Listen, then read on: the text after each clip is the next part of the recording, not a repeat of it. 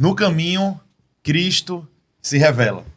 E a gente tá aqui em mais uma mesa, e eu arrisco dizer que essa mesa aqui é a mesa mais bonita de todas. Porque nela está sentada a mulher da minha vida, a minha esposa, que tá aqui ao meu lado. Então, essa mesa, ela não só é especial porque tem muitos amigos e irmãos, mas é a mesa onde tá a mulher que o Senhor botou do meu lado. Sério, fala isso não. Ficou com vergonha. Pronto, eu vou continuar justamente porque é o... Por favor, Melhor mantenha impossível. essa parte, tá? Mantenha essa parte. Combinado? Pronto. É a mulher que o Senhor botou para que a gente conseguisse caminhar nessa igreja junto. Guerreira. Guerreira. A palavra de Deus fala que a mulher tem que ser não só ajudadora, mas também tem que ser virtuosa. E ela é uma mulher virtuosa, minha esposa. Ela me ajudou muito. É uma mulher que eu só tenho a agradecer ao Senhor por tudo que o Senhor vem fazendo na nossa vida e através da nossa vida também. E como a gente vê esses frutos. Mas é uma mesa também que está composta com mais do que amigos e irmãos, padrinhos da nossa filha, Maria Clara, e eles são pessoas que, desde o início, junto com outras, olharam pra gente e disseram, mano, vai que a gente tá contigo. E até agora foi dessa forma. Mas eu gostaria que eles se apresentassem. Primeiro o Hector, meu compadre, meu amigo, meu irmão, o homem que, junto com o Vinícius, manda no dinheiro da igreja. Todo o dinheiro da igreja tá na mão de Hector. E Hector, meu irmão, se apresenta aí pra esse povo que já te conhece um bocado. Grandes poderes e grandes responsabilidades, né? Sim, Homem-Aranha. Começa assim, né? Mas vamos lá, é isso aí. Me chamo Hector, estou congregando na Emaús, acho que desde do surgimento, por que não dizer desde a concepção, né? É um projeto que nasceu, eu acho que primeiramente no coração de Renato, mas certamente ele foi nutrido por outros corações.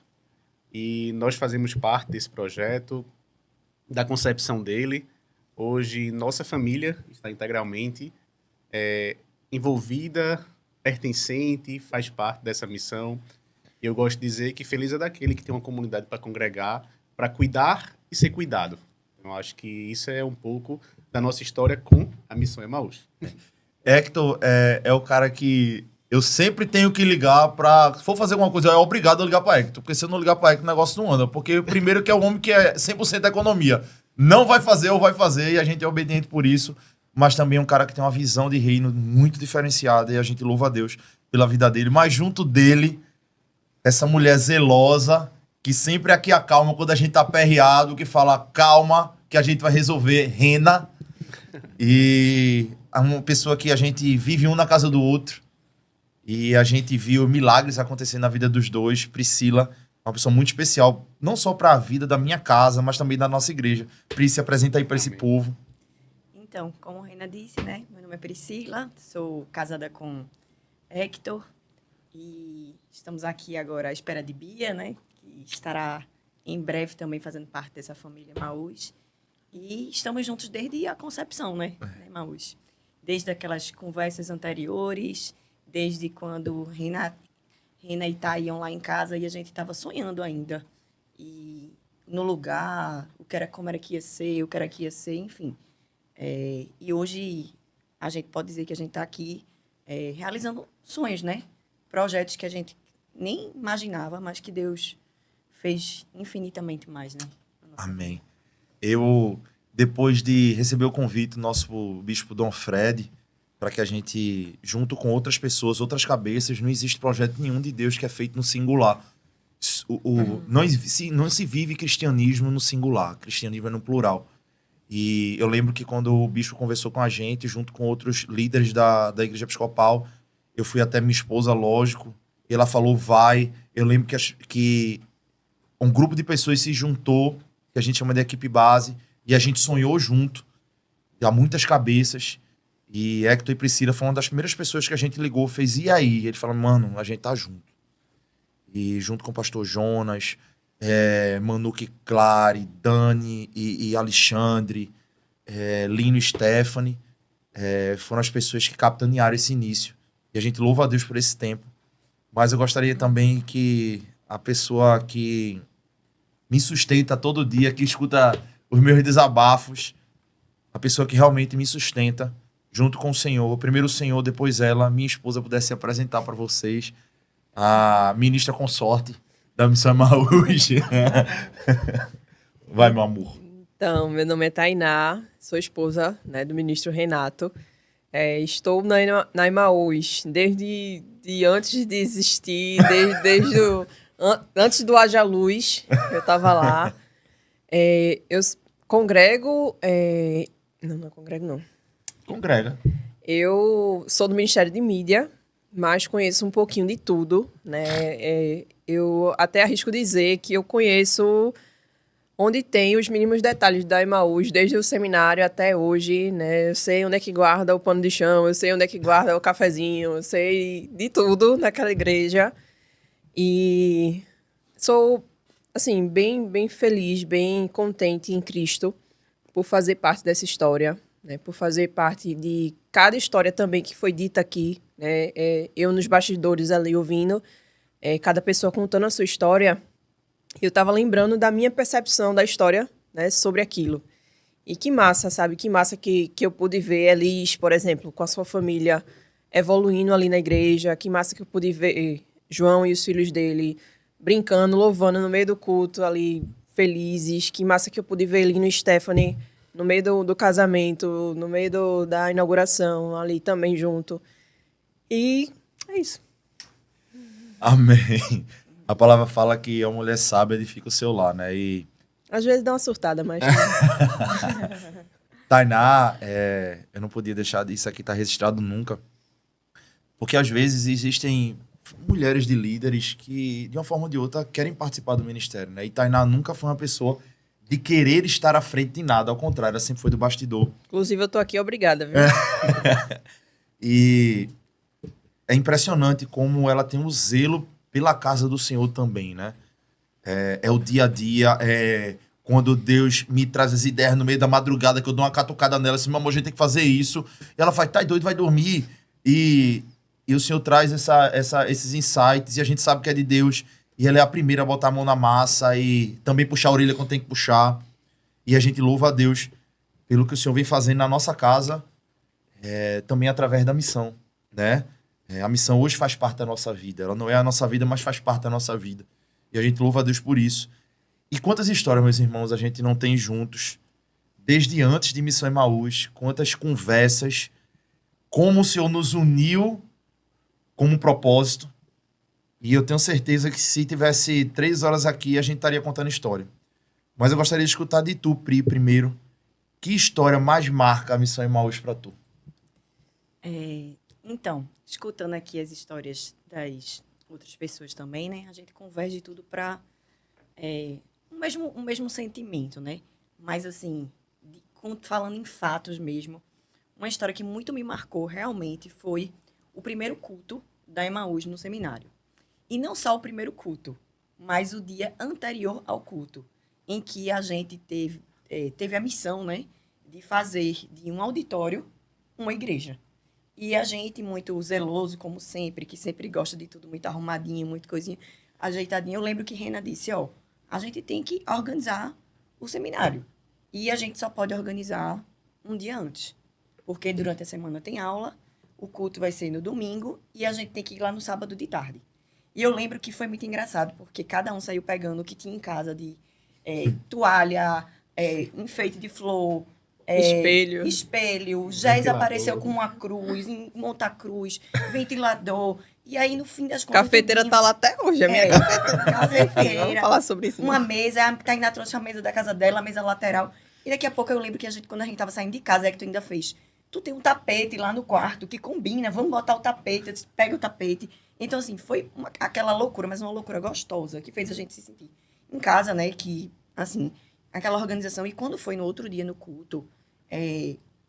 aquele dia ali pra mim do culto foi um dia cheio de atropelos e tal, de vários acontecimentos na família da gente. E quando a gente chegou no culto, que eu vi todo mundo lá junto, todo mundo reunido, todo mundo cantando junto a música, né, que virou o tema também da Emaús, do Tempo de Cantar Chegou. E ali naquele momento, Deus revelou pra mim que era um novo tempo na minha vida e na de Hector, né? Eu gosto muito da música, do tema, porque ali foi revelado pra mim, de fato, que seria um novo tempo, que ali daqui para frente seria diferente, que a nossa intimidade seria maior, que as nossas perspectivas em Deus seriam outras, que a gente estaria realmente do lado de quem estava buscando a mesma coisa que a gente, que ali ia ser um lugar para a nossa família, para aumentar a nossa família. Enfim, ali, naquele culto, para mim, foram várias revelações. Quando Nonato também chamou lá na frente a equipe base, que ele fez uma oração, fez revelações de que ali ia estar lotado também daqui a um tempo. E eu caí no choro e eu disse, meu Deus, aquilo ali, para mim, assim, aquele dia ali foi um dia muito importante. Não só pela agonia do dia anterior, mas pelo que Deus revelou naquele dia. Então, para mim, isso foi um fato muito marcante, né? E aquela questão da gente montar tudo, desmontar tudo. Enfim, eu arrisco dizer que hoje em dia a gente tá... A gente Tá no céu. A gente ia, enfim, era aquela correria. Hoje e em tal. dia eu chego 15 minutos antes do culto começar. Antes tinha que ser minutos 2 horas antes pra Tá montar tudo tudo. certo, enfim, e não tem calor, e Hector ia, e abanava, e não sei o quê, enfim. Mas, assim, aquele dia do culto da inauguração foi realmente, assim, um dia que Cristo revelou um momento novo, que aquilo ali ia ser um momento novo na nossa vida, né? E de fato foi, né? Não foi só coisa da minha cabeça ou qualquer coisa do tipo, ele vem revelando isso a cada dia, né? E, enfim, foi isso. Eu acho engraçado essa história, que eu lembro demais, Jazz indo na madeireira, pegar madeira e fazendo a cruz, que hoje é a cruz que tá no topo da igreja, né? Da igreja. Ele, quando eu chego, daqui a pouco o cara chega com a cruz pronta, com o LED atrás, a cruz toda pronta. Eu digo, que bicho, onde é que tu arrumasse essa cruz, meu irmão? Ele, eu fiz. Do nada. E Jazz junto e Rafa são irmãos queridos e, cara, eles são especiais demais. Jazz, quando eu olhei, era uma igreja. Eu lembro que eu passei o final de semana trabalhando no Souza e Casais e no sábado eu não pude estar lá, que eu tava lá em cima em Aldeia, e quando eu desci, que eu entrei, eu digo, meu Deus, estou na igreja. Tudo foi transformado, né? E tudo foi com muito cuidado, e eu digo, meu por Deus. uma característica litúrgica, não seria igreja sem a cruz. Exatamente. A cruz era necessária. E assim, eu sempre fui muito apaixonado por liturgia, né? Sempre gostei muito e sempre vi muito significado. E que eu lembro que eu fui pegar os tecidos litúrgicos na Recon, e eu lembro que a gente passou 15 dias só divulgando o culto. Porque do dia que foi decidido que a gente iria abrir a missão ao dia da inauguração foram 15 dias.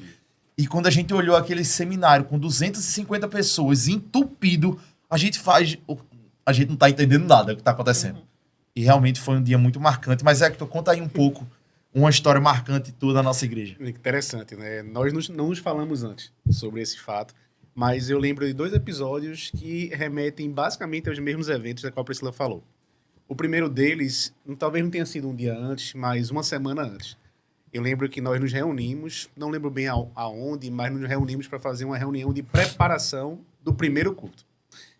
E nós chegamos a desenhar, não sei se vocês lembram desse fato, a desenhar o que seria a jornada do crente que chegou na igreja. Um mapa mental. Foi online. A gente desenhou assim, ok, ele chegou no seminário. O que é que ele tem que encontrar na nossa frente? Ele tem que encontrar um lugar de acolhimento. Tipo Hector mesmo, Foi, né? uma placa. Montando o mapa Então, mental. o Kanban. Depois que a gente entra dentro do seminário, o que é que ele tem que encontrar? Ele tem que encontrar um local onde ele vai sentar. Como é que vai funcionar o culto? Porque, Sobe a veja, escada. nós tínhamos experiências de ir a cultos. Em alguma dimensão, nós sabíamos o roteiro que acontece num culto, mas a gente nunca tinha organizado um culto de verdade, no sentido de montar uma igreja. E a igreja, ela não se resume às 4 paredes durante 1 hora, 2 horas que seja o evento do culto. Ela acontece antes, acontece na convocação, acontece no acolhimento, no momento que aquela pessoa chega à igreja, no momento onde ela é recepcionada pelaquela equipe lá, que fica na recepção, esperando, acolhendo as pessoas que entram. É no abraçar, é no compartilhar, é no pós-culto. Então, tudo isso fazia parte dessa experiência que, em alguma dimensão, a gente nunca tinha pensado a respeito. Eu lembro que a gente desenhou aquilo e pensou alternativas e definiu papéis e responsabilidades. Naquela mesa ali de 8, 10 pessoas, faltavam braços para fazer isso. Então, naquele momento, a gente já conseguiu trazer novas pessoas para assumir essas responsabilidades. E outro fato, aí eu vou tomar licença para falar o segundo, também tem relação com esse primeiro culto, né?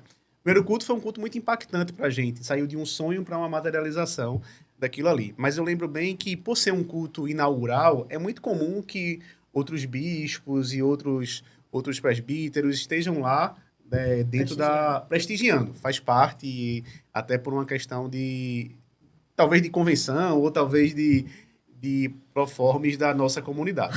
Mas eu lembro bem que, ao final do culto, acho que foi o pastor Nonato, pediu para que a equipe fosse até lá na frente. E eu vi uma cena que eu não tinha visto antes, que era uma equipe essencialmente formada por jovens. E aquilo chamou a atenção das pessoas que estavam na igreja, porque em alguma dimensão nós devem ter se questionado, tá, mas como é que eles vão conduzir uma igreja formada essencialmente por jovens? Confesso que eu fiquei com receio ali, com medo, sabe? Porque eu me vi também naquela situação, como sendo talvez uma pessoa que estava lá, uma liderança daquela juventude, mas a igreja só tinha jovens. Eu estava falando de pessoas de 16, 17, 18, 20 e 22 anos.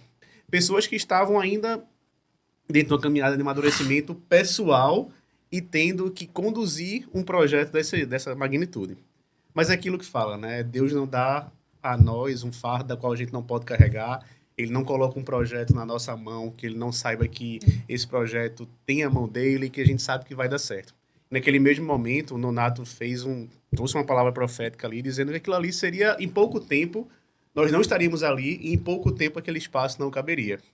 E talvez com menos de um ano depois a gente já estava em outro espaço esse que a gente não sonhava em ter, com o tamanho da comunidade que a gente tem, com a forma como a gente construiu.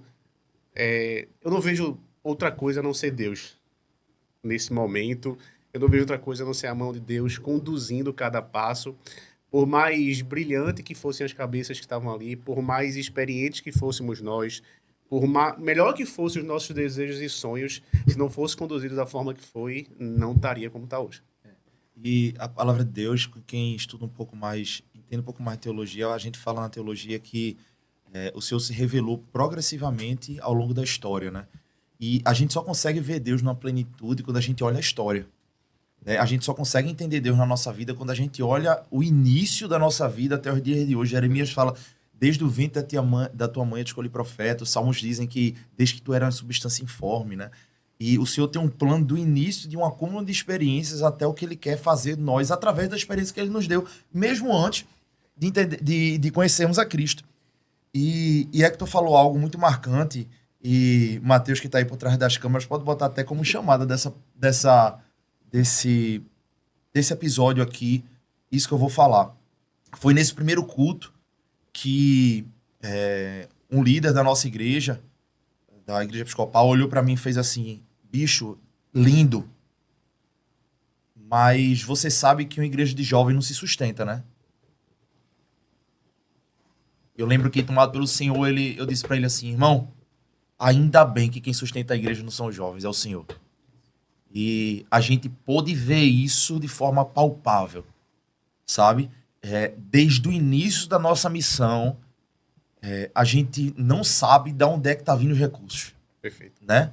Hector é o líder do financeiro da nossa igreja, o tesoureiro da nossa igreja, junto com Vinícius e um outro povo, que é uma coisa que a gente tem muito zelo, por sinal, vale a pena ressaltar isso. A gente sempre deixa o financeiro da nossa igreja extremamente aberto. Quem quiser ter acesso, pode ter acesso, porque a gente entende da importância disso. Mas nunca faltou recurso. O Senhor sempre mandou, porque Ele é o dono do ouro e da prata. Né? E eu lembro demais dessa cena, porque aquilo marcou, porque eu disse, Senhor, quando aquela pessoa falou aquilo para mim, eu disse, Senhor, se essa igreja for tua, o recurso vai ser teu, eu não vou me preocupar com isso. E até hoje a gente não esquentou a cabeça com isso de forma nenhuma. A gente só faz o que Deus está mandando. E o Senhor sempre proveu, a gente louva a Deus por conta disso.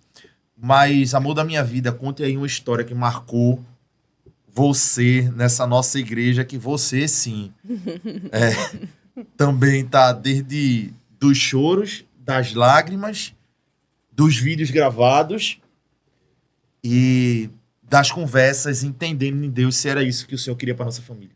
Amém. Assim, eu acho que não tem uma história só, sabe? E acho que várias histórias formam a minha história com Emaús, sabe?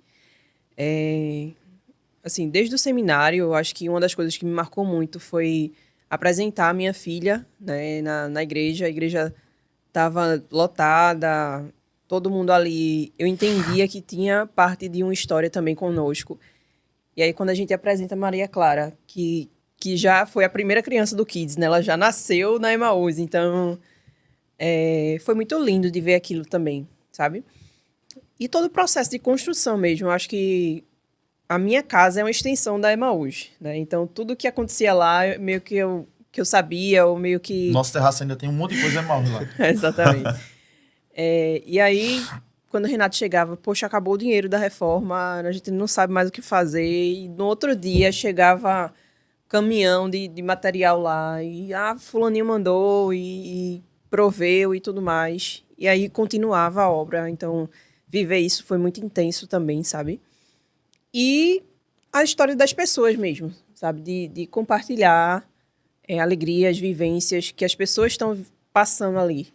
É muito gratificante, é muito emocionante de ver. Às vezes, Ju, por exemplo, ela comentou, né, da filha dela que estava derramada ali no processo de... Foi o quê? Confirmação. No processo de confirmação. Eu enxerguei lá de cima, lá do primeiro andar da mídia, eu enxerguei a cena deles três se abraçando, sabe? O pai, a mãe e o filho. Então, muita coisa eu fico vendo ali, né, do primeiro andar da mídia. Vi também o DI sendo construído e crescendo, né? Vi cada detalhezinho, sabe? O gabinete, que foi o último, a gente foi atrás e organizou também. Então, assim, são muitas histórias dentro de um ano que mexeram muito comigo, mexem muito com a minha família. Tudo que a gente vive é muito importante, assim, no sentido de aliança mesmo com Deus, porque a gente vê o trabalho dele dia a dia ali.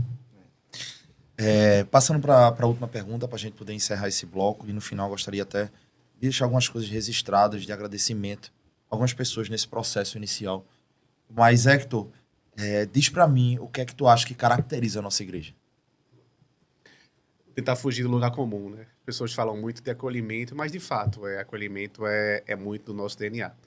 Mas tem quatro elementos, eu posso dizer assim, que são os nossos princípios. Estão lá, o princípio do adorar, não é isso? Do ensino. Me ajuda, Renato. Curar Curar, ensinar. Ensinar. Comungar. Isso, comungar, curar, ensinar e adorar. São esses quatro. Esses quatro diz muito sobre o que é o cerne mesmo da nossa igreja, sabe? É um espaço de cura, é um espaço de adoração, é um espaço cuidadosamente voltado para o ensino. Nós tentamos não ser superficial. De fato, nós não somos superficial. Nós temos um púlpito muito forte. As pessoas que convivem, que congregam conosco, elas percebem que nós fugimos da superficialidade. É um convite a um mergulho profundo, é um convite a colocar o pé e estudar verdadeiramente a palavra, sem buscar atalhos, sem buscar novos caminhos, novas interpretações, novos evangelhos, como as pessoas trazem. É um lugar de adoração. A gente percebe o quanto todo momento da nossa liturgia, ele favorece a adoração não de um pastor, não é de buscar audiência, mas de estar exclusivamente centrado na cruz, olhando para onde a gente deve olhar. É um lugar onde a gente vai mais para servir, adorar, e menos para ser servido e atender a uma expectativa pessoal. É um lugar de estarmos juntos, e não dá para dizer que a mesa não nos representa, né? Se eu fosse trazer um símbolo material, esse símbolo seria a mesa. É no centro da mesa onde a gente tem a oportunidade de compartilhar, é no centro da mesa onde a gente tem a oportunidade de ensinar. Então, a mesa, ela tem sido pauta, por que não dizer, de várias agendas. Já vou deixar uma ideia aqui, né? Um podcast só sobre mesa. Só sobre mesa. Temos várias revelações ao longo da trajetória de Cristo, muitas delas à mesa. Então, por que não trazer sobre isso? Isso. A mesa não, mas as cadeiras da minha casa já fizeram parte Já também. voltaram, já voltaram também. Pri, diz aí uma coisa que caracteriza a nossa missão. Então, para mim mesmo, é uma casa. A palavra é casa. E aí vocês podem perguntar, por que casa? Porque lá é como se eu quisesse exercer tudo que eu exerço na minha casa. Eu quero exercer na Emaús o zelo que eu tenho na minha casa, a organização que eu quero na minha casa, receber as pessoas à mesa, feito que tu está falando lá, a gente tem muito isso de mesa. Na minha casa eu me sinto bem, na minha casa eu me sinto acolhida, na minha casa é um lugar que eu quero voltar.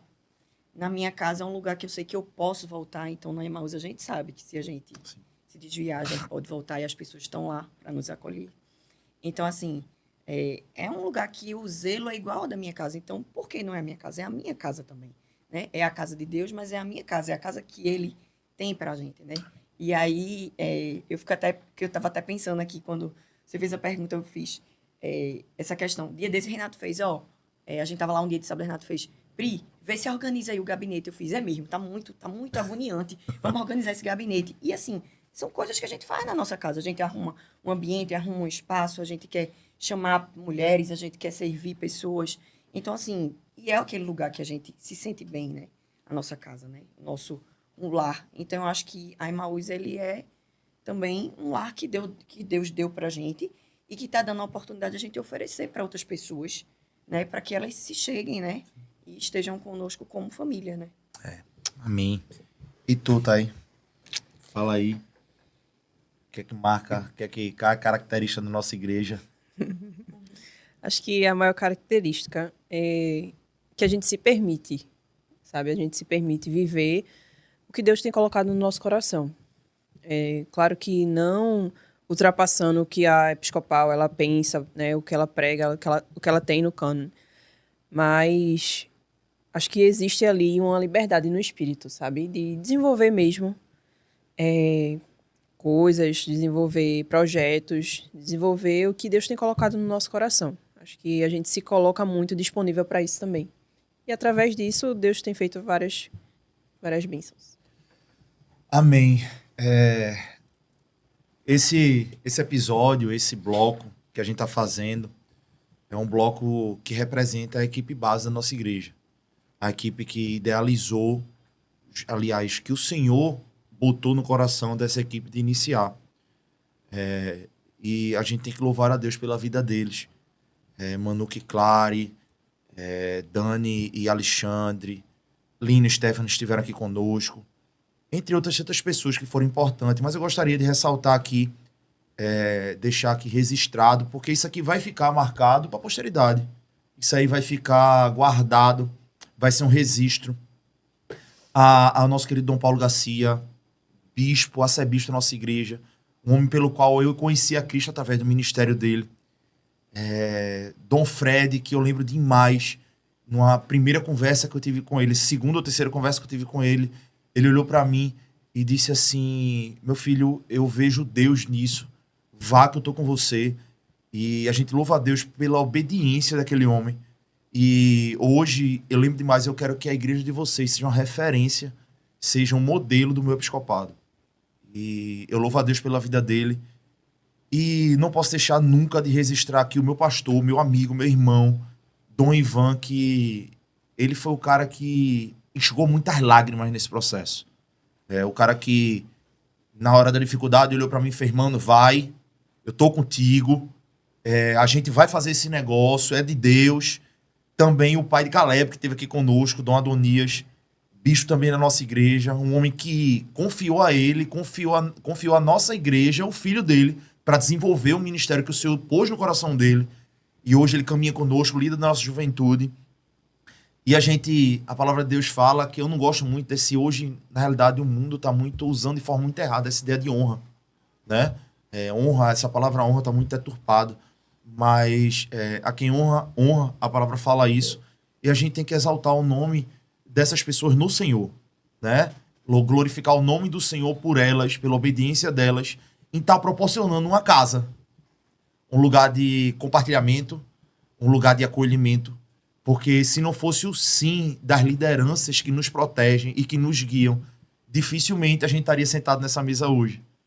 E a gente louva a Deus por isso e encerra esse bloco, encerra essa parte da equipe base que sonhou com a frase que está sendo o mote, a marca. Eu acho que também, como o nosso diretor do podcast, como o nosso líder do marketing falou, talvez seja um mote mesmo do nosso Emaús Talking, que eu entendo que o seu coração está queimando, mas não sai daí, que a gente ainda tem muito pão para partir e muitos olhos serão abertos nesse caminho.